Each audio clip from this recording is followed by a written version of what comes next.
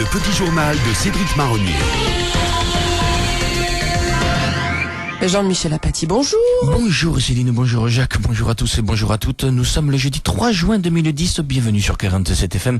Mon premier invité, Monsieur Chirac. Monsieur Chirac, bonjour. Bonjour, monsieur Zapatez. Monsieur Chirac, Martine Aubry a comparé Nicolas Sarkozy à l'escroc américain Madoff. Quel est votre avis à ce sujet? Monsieur Zapatez, it is a provocation. Je suis choqué, I am very, very choqué.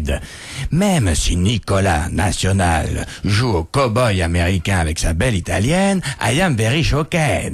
Il y a de quoi, c'est vrai qu'on ne tient pas de tels propos envers le président de la République. C'est un manque de respect pour la fonction présidentielle. Mais moi j'ai été personnellement outragé par les propos de Martine Aubry, car Madoff n'est pas le plus grand escroc de tous les temps. Un très bon escroc ne se fait pas prendre par la patrouille. À qui pensez-vous, Monsieur Chirac, comme étant le plus grand escroc de tous les temps? À personne. Je donne mon avis, c'est tout. Et pourquoi Martine Aubry a-t-elle tenu de tels propos, au fait? Elle répondait à une énième provocation de Nicolas Sarkozy au sujet de François Mitterrand. Ah ça, il faut surtout pas toucher à son tonton, à la Martine. Et qu'est-ce qu'il a dit, Nanibus? Monsieur Sarkozy a dit qu'on aurait beaucoup moins de problèmes avec l'âge de la retraite si Mitterrand s'était abstenu de la faire passer de 65 à 60 ans. C'est vrai que s'abstenir, des fois, c'est ce qu'il y a de mieux à faire. Ça évite que nos progénitures finissent en Mister Freeze ou autre confiserie pour curer. Regardez-moi professionnellement. On ne pourra jamais rien me reprocher. Je me suis abstenu de travailler pendant mes 2 mandats. Et aujourd'hui, je suis le Français le plus populaire. Abstenez-vous! C'est la nostalgie des rois fainéants en période de crise. Le français est nostalgique. Merci, Monsieur Chirac. Monsieur Michel Rocard, quel est votre avis sur le propos de Martine Aubry? Martine Aubry a tout simplement démontré, monsieur Apathy, qu'au Parti Socialiste, une femme pouvait en avoir dans le sac plus qu'un homme. Vous savez, au Parti Socialiste, il y a 2 façons de vider son sac. La première, que j'appellerais la DSK mania, on vide son sac aidé d'une secrétaire, ce que l'on pourrait qualifier de travail de groupe, du boulot pour tout le monde. C'est le modèle socialiste vieille école. Et la deuxième consiste à vider son sac par la parole, jouant la carte solo, c'est la méthode Aubry.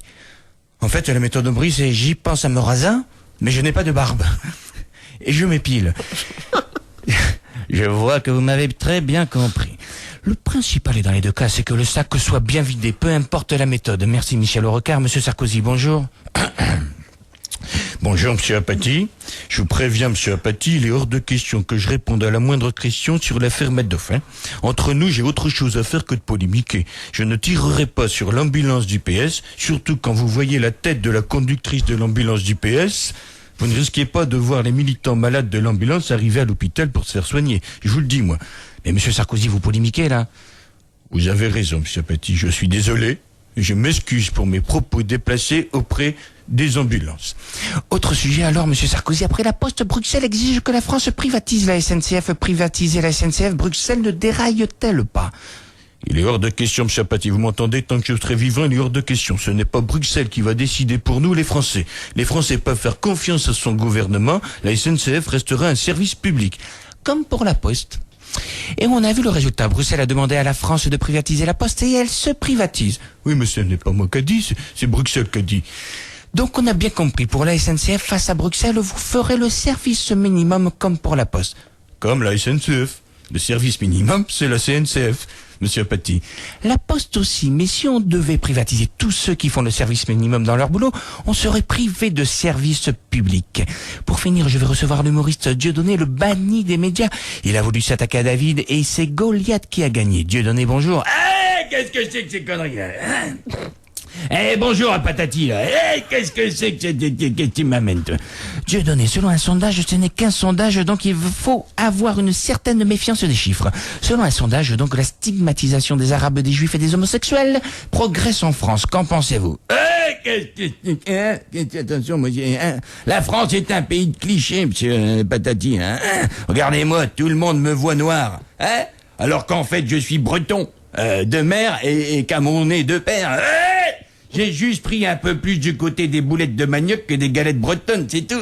Hey, Mais cette progression de la stigmatisation des Arabes, des Juifs et des homosexuels en France vous fait-elle peur?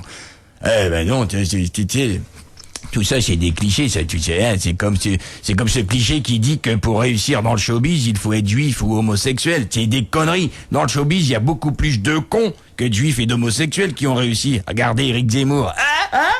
Vous voyez bien que c'est pas un cliché. Autre cliché, faut-il coucher pour réussir dans le showbiz? Non, faut pas coucher. Qu'est-ce que tu me dis que, hein? Je vais vous citer une citation de Mimi Mati qui m'avait dit une fois, Dieudonné, elle m'a dit, comme ça, elle m'a regardé droit dans les yeux. Elle était sur un escabeau, elle m'a regardé droit dans les yeux, elle m'a dit, dis donc, Diodo, pour réussir dans le showbiz, il faut savoir rester debout, et moi, je ne me suis jamais mise à genoux pour réussir. Merci Diodo, merci, à la semaine prochaine si vous le voulez bien. Le petit journal de Cédric Marronnier.